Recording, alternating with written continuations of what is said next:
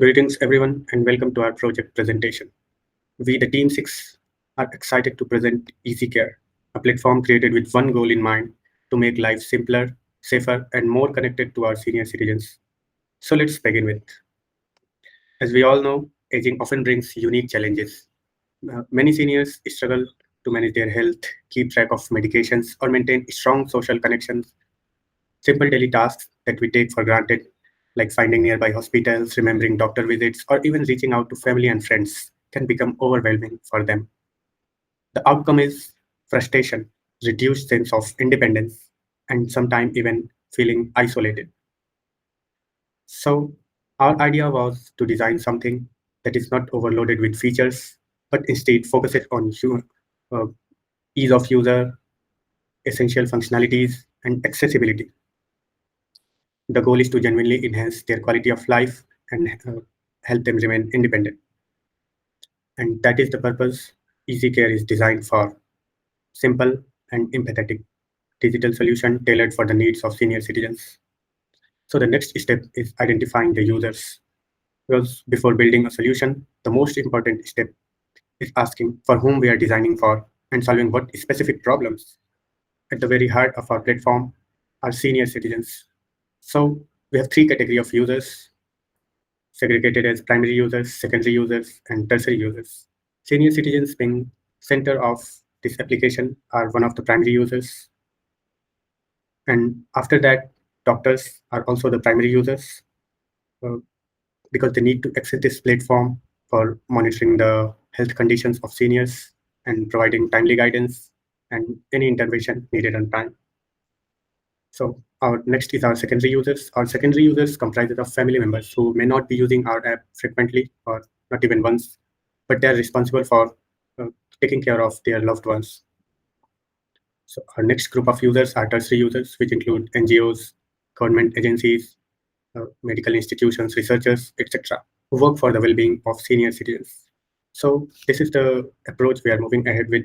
That is a whole ecosystem that provides support to senior citizens. So the next step is about identifying the pain points, because only then we would, if we are specific to the problems, then we could design the solution, the specific solutions for those problems. Thanks, Akhil. I'll be talking about the user pain points. We have identified the user pain points with the help of personal interviews and observations. However, we found the casual interaction with the senior citizens have helped us to understand the challenges faced by them in a much better way. Here's the listing of the pain points: nearby hospitals, medical history, social connection, medical reminders, and appointments. In case of emergency, senior citizens were found baffled to find an instant medical help. In a normal course of action, the doctors and the senior citizens admitted that the medical history or the prescriptions were missing on the day of visit. The senior citizens also told us about the loneliness and the boredom faced while living alone. Therefore, social connections was a need of the hour. It was found that many users tend to forget their medicines on time. Going further, a few of them has also missed their appointments with the doctors and hence creating a chaos in their life. We at EZCare found an opportunity to provide an easy digital solution for senior citizens. We offer the senior citizens to connect to the hospitals and emergency contacts from the dashboard. We also provide the facility to set and receive the reminders for the medication and appointments at a regular basis. We also offer the user to connect to social groups at just a click away. Our application also offers to the doctors to maintain their profile and connect to its patients who are under a critical situation at any times. Going forward, here is the EZCare's development process. We have opted for the following 7 steps to develop our application. The first was identifying the user and user stories, developing the wireframes, giving our idea a shape. We went on to the component designing and class diagrams, adding colors to our ideas. We went for the front-end development and at the same time developed the API endpoints. The API testing and backend and front-end integrations were our last milestones for the development of our application. So after understanding about development process of the application, so let's discuss about the what tech stack we have used in our EasyCare application. For front-end part, we have used Vue.js framework of JavaScript, and in a corresponding with that, we have also used Apollo client. It is used to fetch GraphQL APIs. This is because we have used GraphQL queries and mutations in the backend. So for that, we have used Apollo client in the frontend to fetch all the data or do any mutations or query. We have also used Tailwind CSS for some manual tweaks in the UI part. In the backend, we have used a Flask, basically Flask framework for the structure of the backend part. Then we have used a GraphQL for APIs, and Graphene is a Python library to work with GraphQL framework. Also, there's some normal, usually tech stuff like SQL Alchemy for working with models. We've also used ChromaDB. It is a vector database to store the images. So we have stored our senior citizen images in this ChromaDB.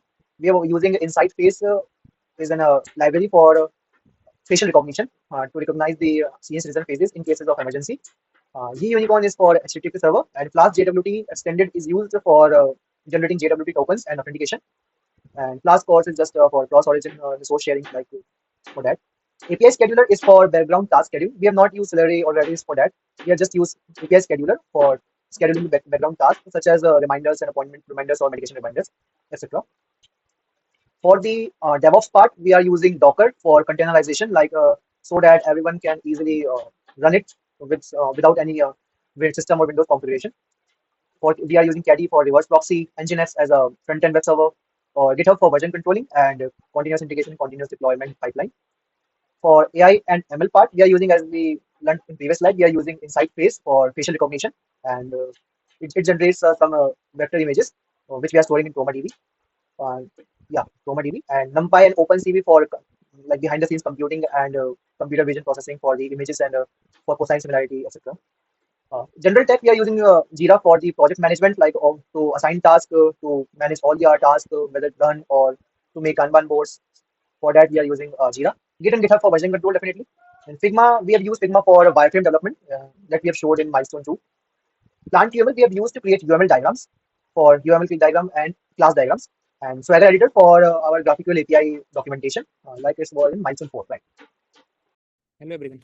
My name is Ambuj Pratap, and I am here explaining about the system architecture of the EZCare, our healthcare management app.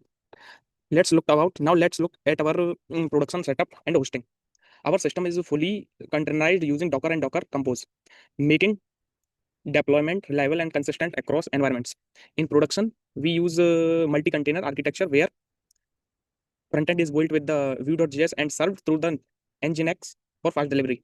Backend run on Flask with Unicorn as the WSGI server, ensuring high performance. All incoming requests go through a Caddy reverse proxy, which handles routing, load balancing, and SSL certificate for secure HTTPS connections. For data storage, we use PostgreSQL as our primary database and ChromaDB for AI-powered vector searches. And let's talk about the deployment. Deployment is straightforward. With a single command like /deploy.sh, all services are built and started together. Health checks and restart policies are configured to keep the system stable. For hosting, this setup is cloud ready and can run on platforms like AWS, Azure, GCP. The architecture ensures stability, scalability, security, and continuous monitoring through automated health check and logs. In summary, our production setup ensures that EZCare is secure, scalable, and easy to maintain in any cloud environment. Thank you. It is all about the system architecture. Hello everyone, my name is Mohit Tiwari and this is the demonstration video of our application EZCare. The very first thing I'll be demonstrating is the registration flow and dashboards for our senior citizens. So here, as you can see, there is a login and register button on our landing page. Here, we'll have to fill the required fields for registration. After filling all the required fields, we can hit register and now we can log in as the user. If this is the first time the user is logging in, he'll be redirected to this role-specific registration form. Here they will have to provide more details about them, for example, their personal information. After filling the required personal information, we can hit next. We can also add our medical conditions if they have any, or just skip. We can also add our medication or supplement or hit next. Vaccinations, insurance information, primary healthcare provider, lifestyle and habits, and some personal documents. All of these are optional for senior citizens, so they can just skip all these and hit next and then submit. After submitting, they will be redirected to this beautiful dashboard where they will have access to multiple widgets and buttons. Senior citizens can also add their medicinal schedules with these required fields such as medicine name, frequency, and schedule times. After clicking add schedule, they will get notification on these particular times. On this vital tab, they can log their vitals such as blood pressure, heart rate, body temperature, etc. Let's add a body temperature, and they will also see statuses such as normal, high, or low based on the vital type. They will also be able to see their vital trends over time, such as they have 3 heart rates right here. So they will see these beautiful graphics of their trends and some more statistics right here. Senior citizens can also add emergency contacts, and in critical situation they will be notified. Let's add one contact. After filling all the required details, we can choose not to send these alerts to these contacts. We leave them as is for now. And now this emergency contact will get all the critical notifications such as vital informations and SOS alerts when clicked on an SOS button. Let's demonstrate sending an alert to this emergency contact. For example, if I add a vital log, and because this heart rate I just logged right now is high, this particular emergency contact will get an email notifying them. We can see it right here. This email suggests that this senior citizen's heart rate is really high and we should take some action immediately. There are some recommended actions to take. Also, in case of emergency, a senior citizen can click on this SOS button and send an SOS alert. This SOS alert is currently sent to only one, but if there are more emergency contacts, it will be sent to all of them if this alert is true. We can see this SOS alert right here. There are some instructions as well as some emergency contact numbers. Here they can have their group details. For example, there aren't any groups here, peer groups. They can just change the pin code and find the peer groups near them. They can also join, and they can see their notifications here. They will also be getting notifications through our email services. On this hospitals tab, they can see all the hospital directory which are present in their pin codes, or they can change this pin code to find somewhere else. They can see hospital specific information on this tab, such as name, type of hospital, location, emergency contact number, timings, number of beds if available, and specialties. They can also get directions to the hospitals and also call them directly from here. They can see health professionals available in their pin codes. For example, there is only one doctor available in their pin code. They can view this. They can see all the information related to that doctor, all the professional information, and also they can book appointments right here. After booking the appointments, all the appointments will be visible here as well as dashboard. They can also see all the ratings left by other patients. If they have any appointments booked with this doctor, they will also be able to write reviews to them. Let's book an appointment. After filling all the required fields, we can hit book appointments. After reloading the page, this appointment will be listed here, and currently it is pending approval. This will be approved by a doctor. These appointments will also be reflected on the dashboard. When the time for an appointment comes, for example, this one was due a few minutes ago, the senior citizen will get a notification specifying this appointment is due in an hour. I changed the backend code for the demo a bit to send it right away, but usually they will get a day and an hour before the actual appointment. Here we can see the appointment reminder.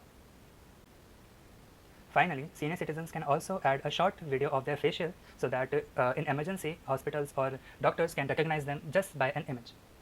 Here's an example of a video they can upload.